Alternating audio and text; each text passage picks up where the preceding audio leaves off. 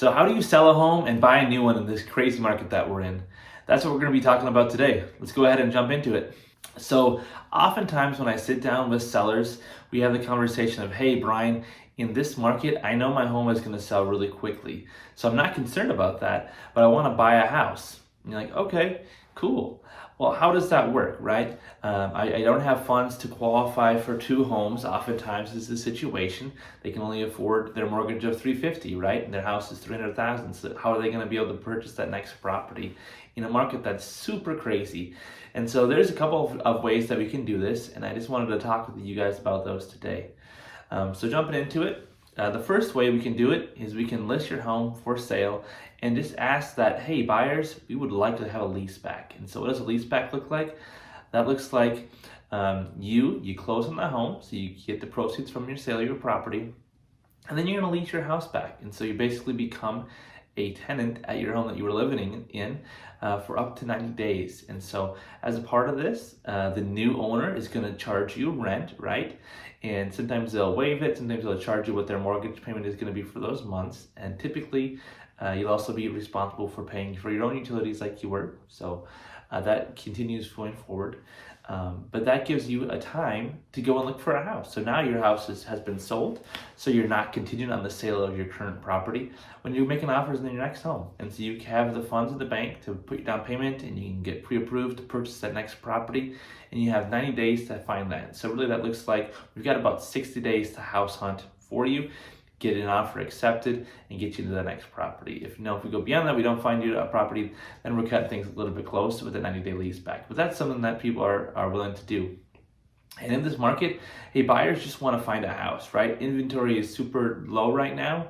And so buyers are willing to bend over backwards and say, hey, you know what? I can extend my lease of my house where I'm at, or I can make it do living at my parents' house a little bit longer or in between properties, just to allow you to sell your house to me. And so they're willing to kind of accommodate to that. So that's the first way we're seeing people do this, right? The second option would be to sell your home to an iBuyer. So when it's an iBuyer, think of like Zillow or Redfin or Open Door. They're going to come in and say, hey, I will buy your house today. Here's how much my offer is going to be. And whenever you want to close, I will pay you that much money. It's 6 months, 90 days, whatever that looks like. When it's time for close, I will come and pay for it. Okay? And so there's some advantages to that for sure, 100% get it. But obviously there's going to be some fees involved with using one of those companies, as well as they're not necessarily going to pay you the fair market value that you can get in the open market. So right now in the Austin, Texas market, we're seeing homes get multiple offers almost instantly over that weekend.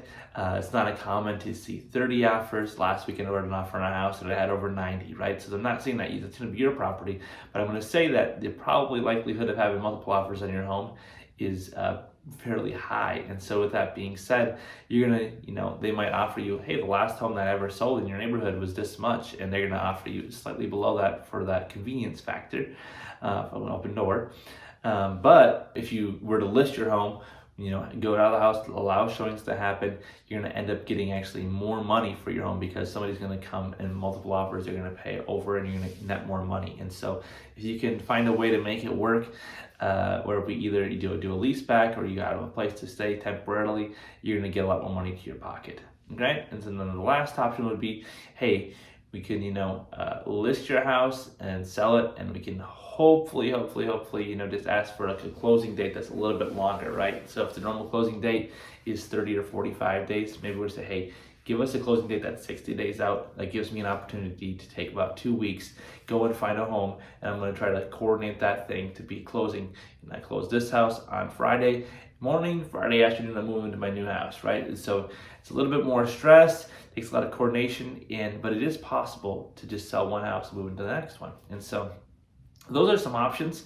I would love to chat with you about your personal situation as far as your home goes, and see kind of, what you could get using those bigger corporations online that would come and buy it now today.